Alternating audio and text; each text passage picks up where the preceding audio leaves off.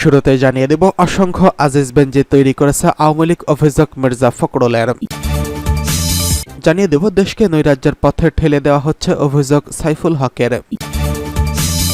এছাড়া রয়েছে ঘূর্ণিঝড় রিমালে আক্রান্তদের পাশে দাঁড়িয়েছে বাংলাদেশ ছাত্রলীগ। সর্বশেষ জানিয়ে দিব, বিআইডব্লিউটিসি কেন উন্নয়নের রোল মডেল হতে পারবে না, প্রশ্ন নৌ পরিবহন প্রতিমন্ত্রীর। অসংখ্য আজিজ বেঞ্জি তৈরি করছে আওয়ামী লীগ, অভিযোগ মির্জা ফখরুলের। ক্ষমতাসীন আওয়ামী লীগ সরকারের উদ্দেশ্যে বিএনপির মহাসচিব মির্জা ফখরুল ইসলাম আলমগীর বলেছেন, শুধু একজন আজিজ বা বেঞ্জির নয়, এরকম অসংখ্য আজিজ বেঞ্জির আপনারা তৈরি করেছেন যারা লুটপাট করে খাচ্ছে। রাজধানীর রমনা ইঞ্জিনিয়ার্স ইনস্টিটিউটে এক আলোচনা সভায় প্রধান অতিথির বক্তব্যে তিনি এসব কথা বলেন।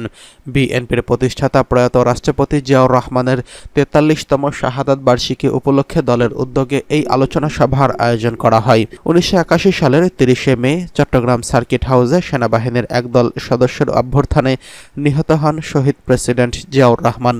সাবেক সেনাপ্রধান আজিজ আহমেদ ও সাবেক পুলিশ প্রধান বেনজির আহমেদের দুর্নীতি সহ বিভিন্ন কর্মকাণ্ডের দায় শুধু তাদেরই নয়, এমনটা দাবি করেছেন বিএনপির মহাসচিব।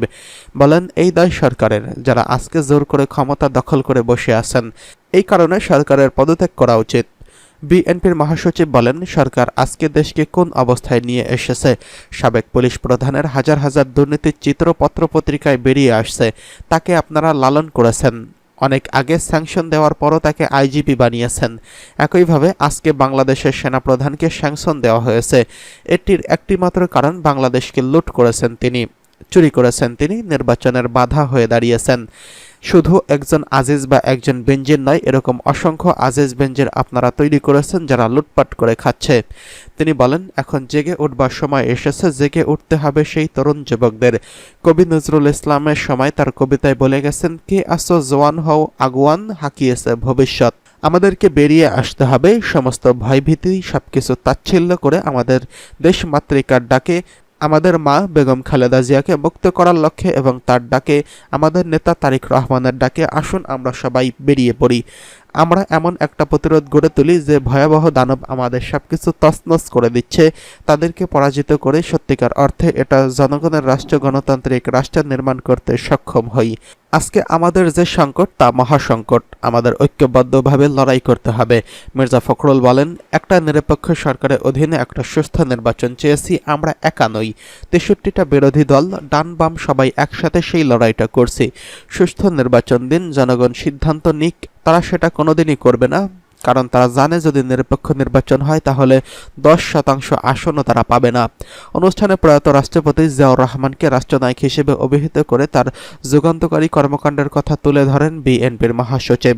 লন্ডন থেকে দলের ভারপ্রাপ্ত চেয়ারম্যান তারেক রহমান স্কাইপে ভার্চুয়ালি যুক্ত হয়ে আলোচনা সভায় বক্তব্যদের বক্তব্য শোনেন।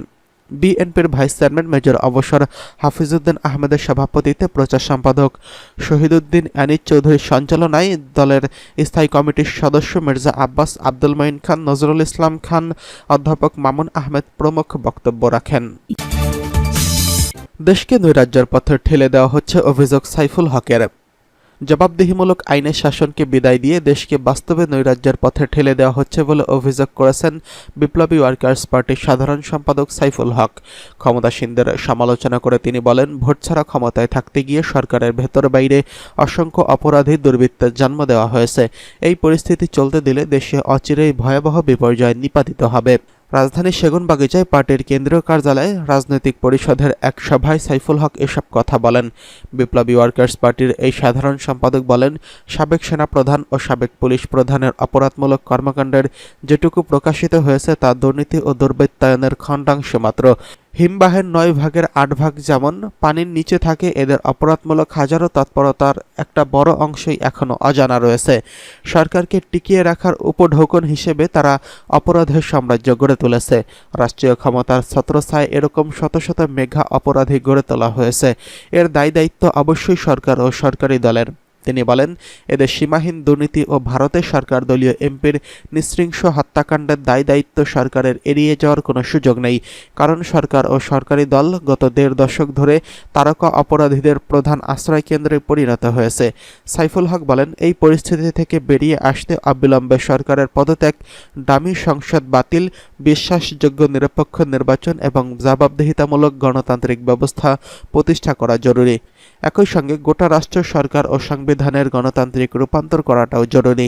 সাইফুল হকের সভাপতিত্বে সভায় আরও বক্তব্য রাখেন পার্টির রাজনৈতিক সদস্য বহিঃশিখা জামালি, আকবর খান, আবু হাসান টিপু, মীর মোফাজ্জল হোসেন মোশতাক, মাহমুদ হোসেন প্রমুখ। এদিকে ঘূর্ণিঝড় রেমালে আক্রান্তকারীদের পাশে দাঁড়িয়েছে ছাত্রলীগ। ঘূর্ণিঝড় রেমালে আক্রান্ত দুস্থ অসহায় মানুষের পাশে দাঁড়িয়েছে ছাত্রলীগ। বুধবার ২৯শে মে পটুয়াখালীর জেলার কলাপাড়া উপজেলায় রাঙ্গাবলী উপজেলার বিস্তৃত অঞ্চল জুড়ে ত্রাণ বিতরণ করেছে সংগঠনটি। ছাত্রলীগ জানিয়েছে, পটুয়াখালীর এই এলাকায় ১,০০০-এরও বেশি পরিবারের মাঝে ত্রাণ পৌঁছে দিয়েছেন ছাত্রলীগের কর্মীরা। এদের মধ্যে চাল, ডাল, তেল, পেঁয়াজ, আলু এবং খাবার স্যালাইন উল্লেখযোগ্য। এই ত্রাণ বিতরণ কর্মসূচিতে উপস্থিত ছিলেন বাংলাদেশ ছাত্রলীগের সাধারণ সম্পাদক শেখ ওয়ালি আসিফ ইনান এবং কেন্দ্রীয় নির্বাহী সংসদের অন্যান্য নেতৃবৃন্দরা। নেতৃবৃন্দ জানান, পটুয়াখালী ছাড়াও দেশের অন্যান্য যে সকল উপকূলীয় অঞ্চলসমূহ ঘূর্ণিঝড় রেমালের আঘাত হেনেছে, সেই সকল স্থানে একযোগে এই ত্রাণ বিতরণ এবং পুনর্বাসন কার্যক্রম চলমান রয়েছে। এই প্রসঙ্গে ছাত্রলীগের সাধারণ সম্পাদক শেখ ওয়ালি আসিফ ইনান কালবেলাকে বলেন, বাংলাদেশ ছাত্রলীগ ইতিপূর্বে দুস্থ ও বিভিন্ন দুর্যোগে আক্রান্ত মানুষের পাশে ছিল, এখনও আছে, ভবিষ্যতেও থাকবে। বঙ্গবন্ধু কন্যা দেশরত্ন শেখ হাসিনার নির্দেশে ছাত্রলীগ সবসময় মানুষের কল্যাণে কাজ করবে, এটাই আমাদের শপথ। এই শপথ অনুযায়ী পটুয়াখালী সহ সকল দুর্যোগ পীড়িত এলাকায় আমাদের কার্যক্রম চলমান আছে। বিআইডব্লিউটিসি কেন উন্নয়নের রোল মডেল হতে পারবে না, প্রশ্ন নৌ পরিবহন মন্ত্রীর। স্বাধীনতা যুদ্ধে যারা ব্যর্থ হয়েছিলেন তারা বঙ্গবন্ধুর উন্নয়নকে ব্যর্থ বলে গভীর ষড়যন্ত্র করেছিলেন, এমন মন্তব্য করে নৌ পরিবহন মন্ত্রী খালিদ মাহমুদ চৌধুরী বলেছেন, সবকিছুতে ব্যর্থ হয়ে তারা বঙ্গবন্ধুর সপরিবারকে হত্যা করে, এরপর দেশ অন্ধকারে তলিয়ে যায়, আর আলোর মুখ দেখেনি। শাহবাগস্থ জাতীয় জাদুঘর বিআইডব্লিউটিএসিটি অ্যাফেয়ার্স অ্যাসোসিয়েশনের নবনির্বাচিত কার্যকারী পরিষদের অভিষেক অনুষ্ঠানে প্রধান অতিথির বক্তব্যে এসব কথা বলেন তিনি। আমাদের বর্তমান টার্নিং পয়েন্ট হলো দেশরত্ন প্রধানমন্ত্রী শেখ হাসিনা। এর কথা উল্লেখ করে প্রতিমন্ত্রী বলেন, তার নেতৃত্বে গত ১৫ বছরে অনেক এগিয়ে গেছে বাংলাদেশ, বিশ্বের দরবারে মাথা উঁচু করে দাঁড়িয়েছে, উন্নয়নের রোল মডেল হয়ে দাঁড়িয়েছে। বাংলাদেশের আভ্যন্তরীণ নৌ পরিবহন কর্পোরেশন বিআইডব্লিউটিসি কেন রোল মডেল হতে পারবে না, এমন প্রশ্ন রেখে তিনি বলেন, বাংলাদেশের উন্নয়নের রোল মডেল হতে পারলে বিআইডব্লিউটিসি কেন হতে পারবে না। আজকে বিআইডব্লিউটিসির অ্যাফেয়ার্স অ্যাসোসিয়েশনের নতুন কমিটির শপথ নিতে হবে, আমাদের মাথা উঁচু করে দাঁড়াতে হবে। বিআইডব্লিউটিসি উন্নয়নের রোল মডেল হতে হবে। বিআইডব্লিউটিসি অ্যাফেয়ার্স অ্যাসোসিয়েশনের নবনির্বাচিত কার্যকারী পরিষদের সভাপতি এ.কে.এম. শাহজাহানের সভাপতিত্বে অনুষ্ঠানে অন্যান্যদের মধ্যে বক্তব্য রাখেন নৌপরিবহন মন্ত্রণালয়ের সিনিয়র সচিব Mohammad Mostafa Jamal, BIWTC chairman doctor K M. Motiur Rahman, সংগঠনের সাধারণ সম্পাদক মোহাম্মদ রুবেলুজ্জামান প্রমুখ।